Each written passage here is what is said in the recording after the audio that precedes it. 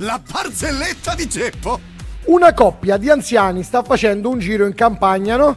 Con la macchina. Sì. La moglie sta guidando e a un certo punto girano una curva e c'è un posto di blocco dei carabinieri. Vengono immediatamente fermati e il carabiniere si avvicina al finestrino e quando si avvicina fa così: signora? Ma lo sa che sta andando troppo veloce? Mo c'è la signora che è sorda però. Come sente così, se gira verso il marito gli fa: "C'ha detto?" E il marito gli fa: "Ha detto che hai superato il limite."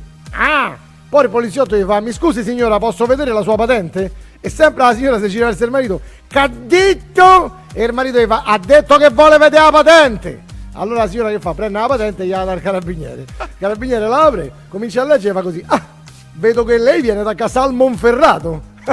Pensi, ho passato un po' di mesi lì, c'avevo una ragazza, mamma mia, e era veramente una rottura de palle. La signora si gira verso il marito e fa: "C'ha detto?" E il marito: "Ha detto che te conosce."